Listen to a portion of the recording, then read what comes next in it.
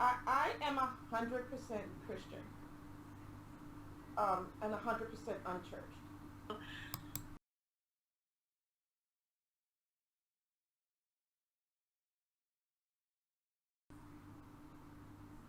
Hello, this is Miss Andrea, and I just want to give a preface to this video.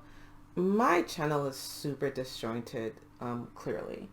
I spend a lot of time talking about homeschooling and education, but every now and then I pop in and I talk about race as well. Um, when you're black in America in this time, race is hard to ignore. And the things that I've been through inform who I am. And it also informs the way I approach life. It informs the way I approach education. It informs the why as to why, homeschooling is so important to me, and teaching black children is so important to me. So, take that in and listen to this conversation with an open mind. Miss Kate is just someone who is so curious and so engaged in conversations about humanity. And so, yeah, this conversation's a little bit not my usual how to homeschool deal, but it's still an important part of who I am. And so, let's continue. I am so excited to do my third conversation with Miss Andrea, the lovely lady here. I don't remember which side of the screen you're on when I edit. Um, Right. One of the conversations was pre-recorded. The other one was a Zoom one like this, and you should totally check them out because she's very wise and awesome. And you seemed doubtful just now. Um, Living inside of your own body, you forget that you're a grown adult. you know. And so when someone goes wise, you're like, oh, okay, yeah. so, Yeah. so I'm so happy to be here with my good friend Kate. I love collaborating with her, and I love her honesty and enthusiasm. So I'm glad to be doing this again. I've been watching these documentaries and things of these Christian pastors and upstanding people in society being so horrible and like, no, N words aren't allowed in our churches and in our places. And and that was so not so many years ago. So let's talk about this. I've been a part of churches where racial reconciliation was attempted. Um, I was part of a church that was very 50-50, black and white. The pastor was black. He had a couple of white associate pastors, an Asian associate pastor. And he brought in another pastor whose entire ministry was on racial reconciliation. And when that sermon was done, a white family who I was close to, or who I thought I was close to, left. They didn't want to do up the church anymore. Um, that sermon gave them a bit of fragility, and they left. And they eventually cut contact with us because we stayed. Um, Fast forward a couple of years, and the pastor does a sermon. The pastor that's actually in residency there does a sermon on racial reconciliation. And the white families just start leaving one at a time, one at a time. And over the course of a few years, it was no longer a mixed race church. It became a black church with a couple of white people who would come every now and then. And it was hurtful to watch. And it kind of broke me. Because I've been watching these documentaries and things of these Christian pastors and upstanding people in society being so horrible and like, no, N-words aren't allowed in our churches and in our places. And and that was so not so many years ago. And Honey, it now, wasn't so many years ago at all. no. And now there's backlash if you say that kind of thing, but there wasn't then. And I don't I even know I what to say. moved to New Orleans in 1999. I lived there through mid 2000. Summer. Uh, didn't go to church the whole no, went to church 3 times the whole time I was there. Because if you walked into a white church, they would stop you at the door and say, "Oh, our sister church is down the street." Their sister church was the black church of the same denomination. Yes, ma'am. And if you walked into a black church, you didn't see a white face anywhere. And that's not how I was raised, and that's not how I was going to hang out because there's nothing Christian about that. So I did end up going to a big mega church a few times, and there were some white people there. But this mega church also has a location here in Atlanta. So it wasn't necessarily a New Orleans mindset. But no, I didn't go to church the whole time I lived there. I I'm wasn't just doing it. I am just in shock. The late 90s. You're not welcome here. They were real That's sweet about it. They're like, "Oh, you must be in the wrong place. Our sister church is down the street." And that's I, even I packed up my kids, got in the car, and went back home. that the sweetness makes it worse in my heart. Now, the Catholic churches weren't like that. Um, but I wasn't Catholic. I Mm, was raised Catholic, but I wasn't Catholic, and I wasn't really interested in going to that huge Catholic church in downtown New Orleans. It was just too big, mm. too overwhelming to me. Yeah. I think that there are a lot of people that are leaving church to find God. That wasn't my goal, but I think that was my outcome. Hmm. Hmm. And I still deal with a couple of churches. Um, I do volunteer work with a couple of churches, but I'm not a parishioner. And I won't be because I've never been in a church where someone didn't say something complimentary, that was complimentary, that was always also sideways. Like, for example,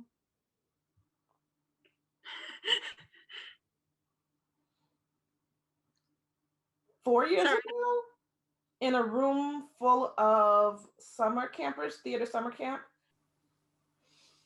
and it was cool. I was in charge of costuming and props. And there was a parent helper in the room because I would get the kids for an hour and I'd say, "Okay, we're going to paint this. We'll see how it comes out. Or, we're going to we have this rack of costumes. Who's going to wear what? That kind of thing." Mm. And this parent actually happened 2 years in a row. 2 years in a row. Ugh. Ugh. The first year, it was a woman who was just very much bigger than me, and I'm not small. I'm not small by any means. Um, she was just standing over me, asking me in front of all these children if I voted for Obama because I was black. And that wasn't the first time that happened. That happened in another church somewhere else also. And I asked her if she voted for McCain because she was white. But I had to say it under my breath because I wasn't going to do to the children what she had just done. Right. So Do you the think she next, heard you under your breath? huh? Do you think she heard you under your Oh, she breath? Or absolutely heard me. I was staring right into her eyeballs. oh man, juicy I was drama. looking up and I just gave it back to her. Mm. But I could see the children staring. I could feel their little eyes, you know? So a year later, same classroom, different parent helper. And what she said was, tell me about your family. And I was like, oh yeah, my kids are in college, because they were at the time. And my husband is an executive. He's Jamaican. Oh, good, she says, because I hear that Black American men are ghetto. Twitch, twitch, twitch.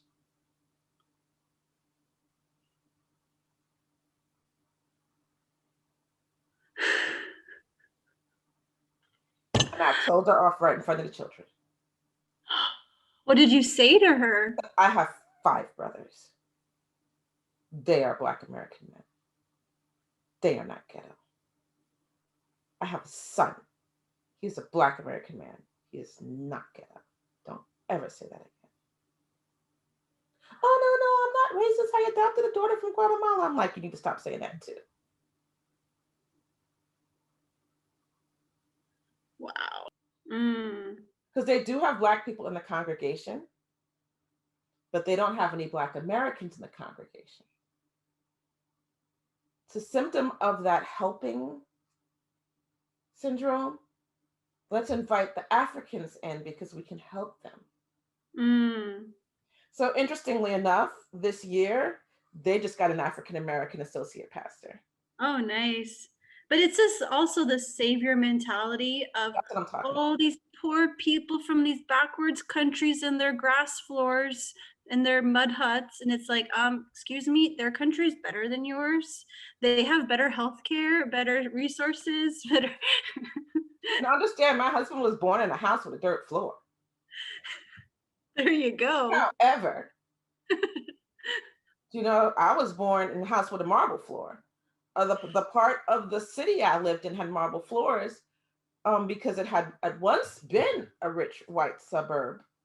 But white flight left it to the poor people. There you go. It just, and to this day,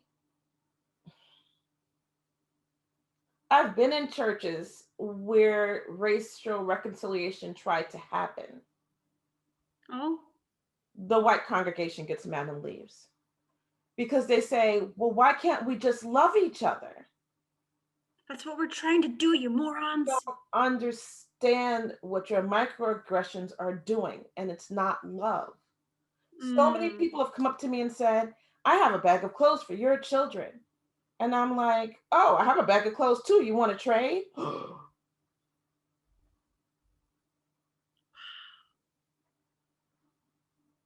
understand? Yeah.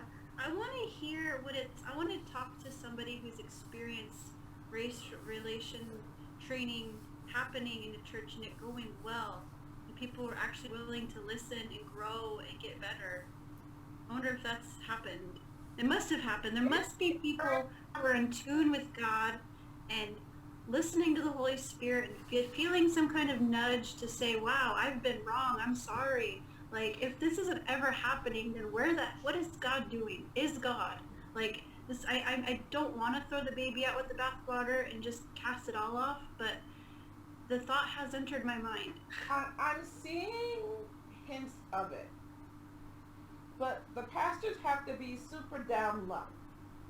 They can't say, we've done a disservice to our Black family. Like Jesus says, love one another. Do you know what I'm saying? Like, I see it. And I feel like eventually they're going to be like, okay, let's talk about the horse I've been beating for several years. And let's just get this on the table. And I've met white pastors who don't have their own church, who this is their mission and they go from church to church. God bless them. They're seldom invited back a second time because they don't bite their lips, man. They say what's on their heart. So the right people exist. You just have to ask yourself, am I willing to lose a third of my church easy? That's the problem.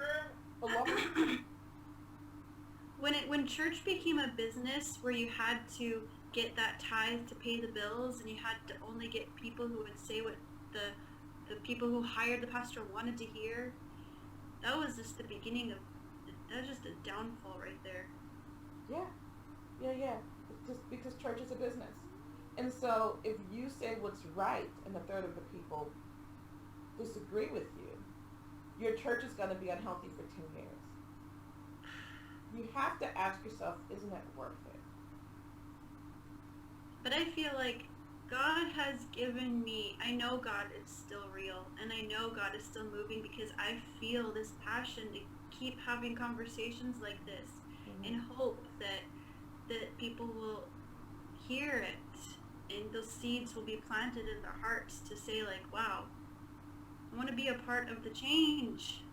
I am 100% Christian, and 100% unchurched. Safe for me, it hasn't been safe for my kids. But they're like, we dealt with some serious crap growing up in the name of Christianity, and you don't want me part of it. Do they still believe in God? Very strongly. Very strongly. I always thought my son would end up as a pastor. His moral compass is straight. Well, I think what the world needs is more internet pastors, more YouTubers, more bloggers, more Maybe. Zoom community churches while we're in this pandemic times, so that people can not feel completely alone in their faith. Like, maybe. And after I watch Saturday Night Live that ends at 1 a.m. in the morning, I stay up the extra half hour. wow. He doesn't straight out say the things that you and I wish he would say, but he gets awful dang close. Yeah. So he went as far during this last election to keep saying, are we voting for someone who is Christ-like? Or are we voting for someone who our religion says to vote for? Like, he did everything except say the candidates' names. So are we voting for the caring person, or are we voting for the person with religion on their back, that's using religion? Like, he went there. At your age, my husband and I were church leaders. 30, 31, 32. Unequipped. Ill-equipped. Church leaders because we gave a good tithe. I said those were our prosperous years. Always asked for training. All we ever really got was a good disc profile. What profile? Disc. What is your leadership style? Oh, yeah. Your work personality. Because you're only as good as what they can suck out of you in so many places. And then when we hit not prosperous times, we weren't asked to leave, but we felt a lot of cold shoulders. And that was kind of when we were like, exit. This is not for us.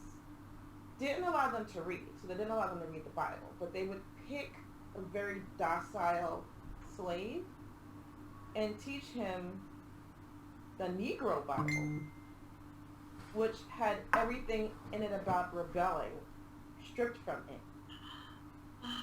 Didn't allow them to read the Bible, but they would pick a very docile slave and teach him the Negro Bible, which had everything in it about rebelling stripped from it. So, and they would give them Sundays off,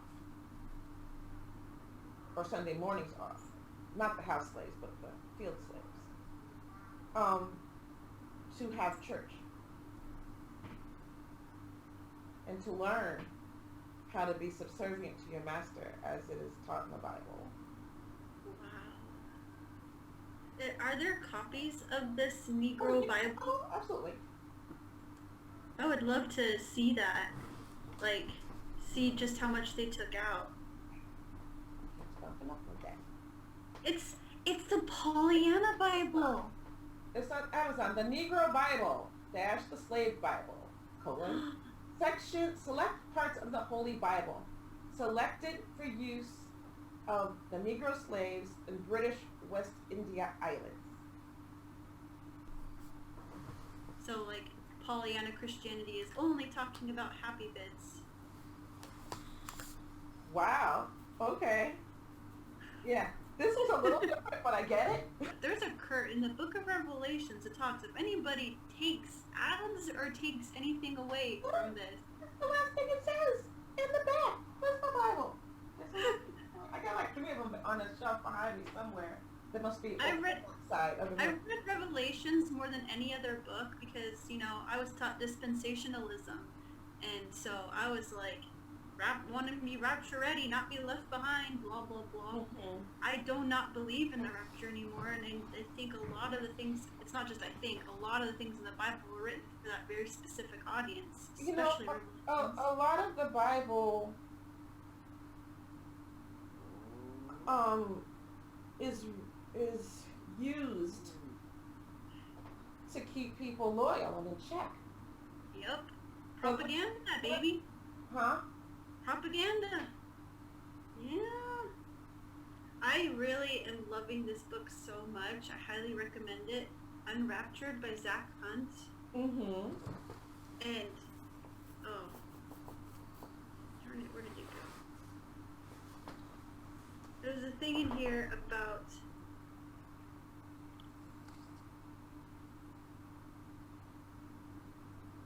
okay, of course we all have preconceived ideas about what Jesus taught, preached, and stood for that come into play. In our telling of the gospel, Jesus often believes all the things we believe and despises all the people we despise, which is why we need help keeping our preconceived ideas and biases in check, so that as we go about reading the Bible and trying to understand what is being said, we always remain focused on love, just as Jesus was. Maybe that doesn't fit to what we were saying, but what I was trying to think of was how people use the Bible to fit their biases. Everyone uses the Bible to fit their biases. And whenever someone pulls me into one of those conversations, because those 2 conversations that I brought up happen all the time at many degrees, most of the time it's just more like a little sandpaper got scratched against my arm. I more remember the ones that felt like a very vigorous butter knife. You know what I mean? Yeah. And they pull me into the conversation. They're like, tell me about whatever. And I get, my eyebrow doesn't sting because this is a rubber face and it shows its annoyance very easily. So usually one eyebrow is up here and the other one's down there and my eye's twitching. And they go, it's great. Iron sharpens iron. And I'm like, you, my dear, are lead. You're merely getting me dirty. This doesn't feel good. You know what I mean? Now, I say that in my head. One day I'm gonna say that out loud. And hurt somebody's feelings real bad. They asked for their iron to be sharpened. They asked for it. Because they come at me with, well, you're black, so explain to me the whole black situation. Well, you're black. Do you think reparations is important too? And tell me why not. You're black. Why do black people live in the ghetto? And I'm like, I had a neighbor across the street, and understand, I don't say this to be boastful, but just so people understand where I'm at. Mm-hmm. I was born poor. I'm not. I am not. We've done well. Mm-hmm. So gated neighborhood. My last house before this, 10 years ago. Love this couple, young white couple, little baby, and if one of us saw the other one outside, they'd run out and say hi. We would just have these little conversations. The very last conversation was right after Louisiana flooded. And she said to me, you lived in New Orleans. Certainly did. Tell me why the black people didn't leave. And I said, because no one told them they were free. And she never spoke to me again. There's a slavery mindset that still exists in New Orleans, where a great deal of black people still work in the homes of white people, but they aren't allowed to live near them. I lived in one of these neighborhoods where black people weren't allowed to live, but my New York self didn't know no better. Um, and the day that I moved in, this woman drove up. What are you doing with this house? What are You told me doing? this. Yeah, and I'm like, I'm reverse stealing. I'm putting my stuff in the house. Yeah. And she was like, well, I need you to come and work with me and clean houses. That was a couple of weeks later Okay. when a maid came down and said, what are you doing? Are you cleaning this house? After me going back and forth going, what am I doing? What are you? You know, and the black woman turned to me and said, they don't want us inwards here.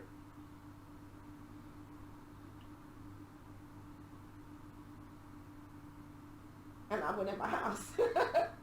You know, there were also Klan rallies on the corner, 2 blocks away. 1999. So I don't understand. Why did she not talk to you after that? What I said was just too real.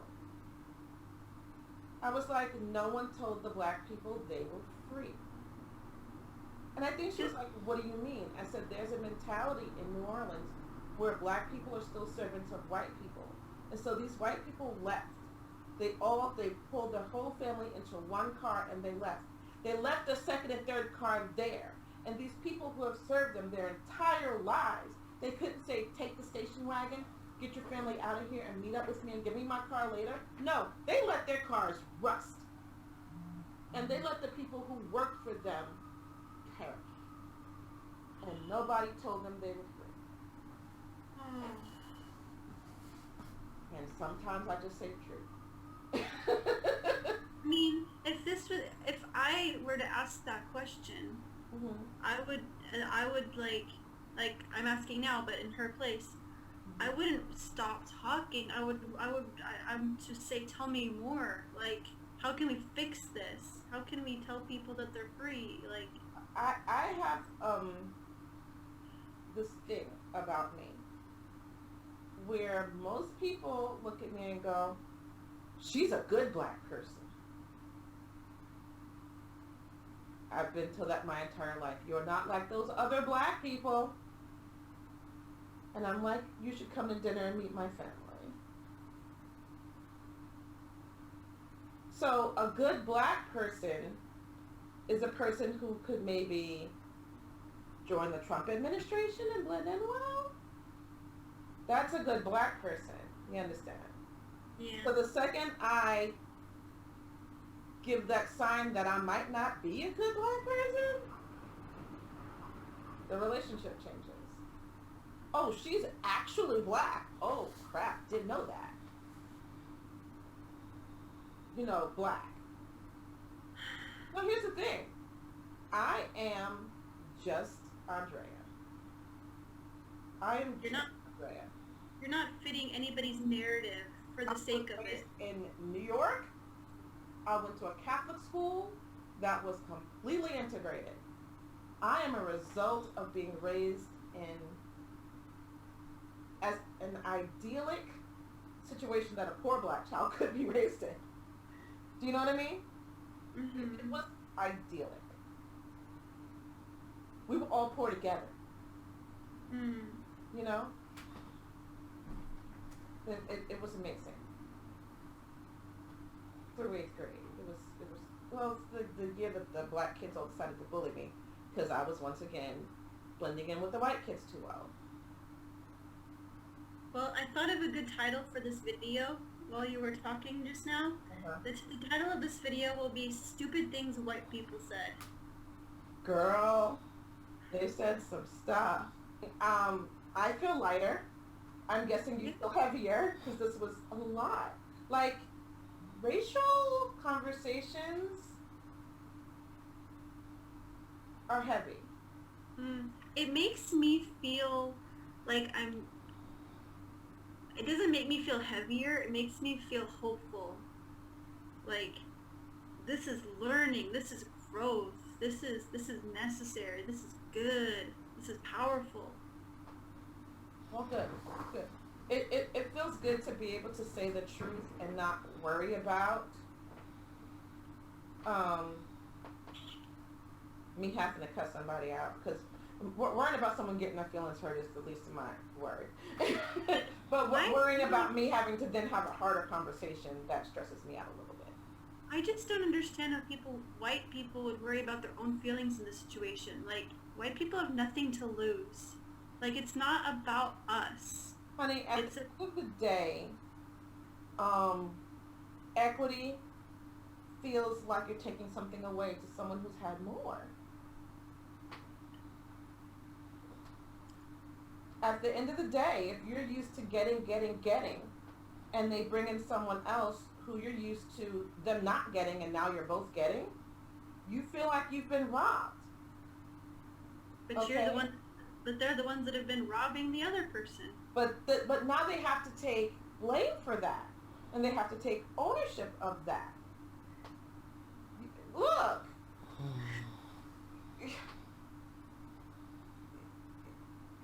It's Do you know what I mean? It's just like, I have these two white friends. God bless them. Bless their hearts? No, bless their souls. They're amazing. Oh, bless their souls. Okay, they're good. Okay. But when I met them, boom. Because they wanted to talk about race. They were like, you're a good black person. And I was like, maybe. And they're like, so tell me the things about black people. And I'm like, I am not a monolith. And they're like, but I liked them. And we had a lot in common. So I did things that we should all do, like invite them to my home. The weirdest thing happened one time, because it would just happen to be summer, and I had just ordered fried chicken from the grocery store, and there was a watermelon there, and I wasn't thinking about it. I just like watermelon, and I just wanted fried chicken. And so the guy just started laughing hysterically because we were talking about racial issues while I was cutting a watermelon, and a bucket of fried chicken was sitting there. And I was like, bro, why are you laughing hysterically? He was like, I can't do it. And I was like, oh. Tastes good, bro. It was on sale.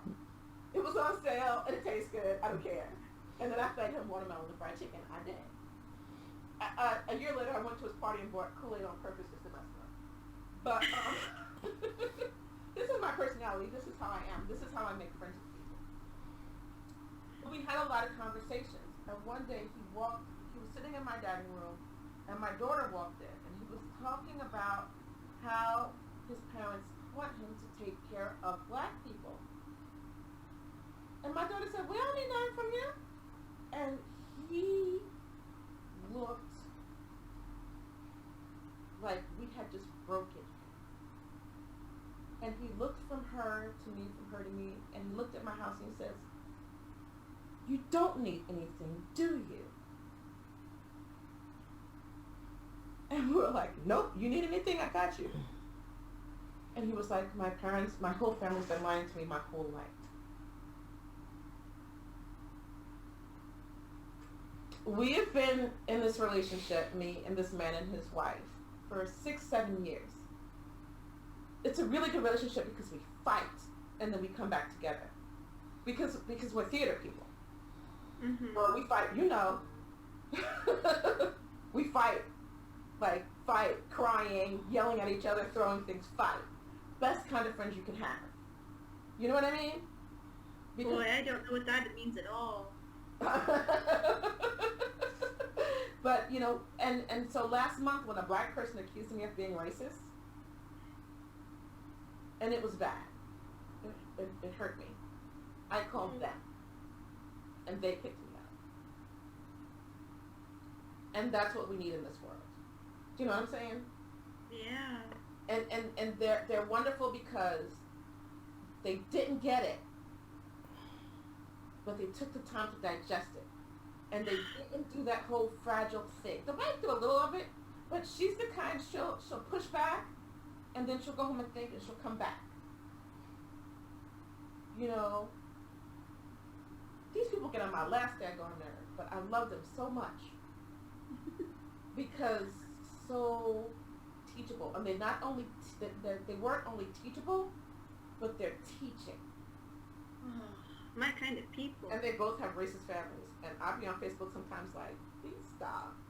Because your family is coming at you, and I don't have the energy to watch this right now. But if they fight these battles, then they're speaking from growth. At this point, they're speaking from experience because they know me so intimately. They know my daughter so intimately. They went out. When I met them, I was their black friend. I am one of dozens at this point because they listened to me. But I cannot be your black friend. I cannot be a monolith. Yeah. I am a unicorn. Go find some other black people. And they have. That's what we need. I need people to come into my home. And you've gotten as close as you can at this moment. You know, and know me. Yeah. Because when you know me, now you're going to get to know my cousin. You're going to get to know this other dude.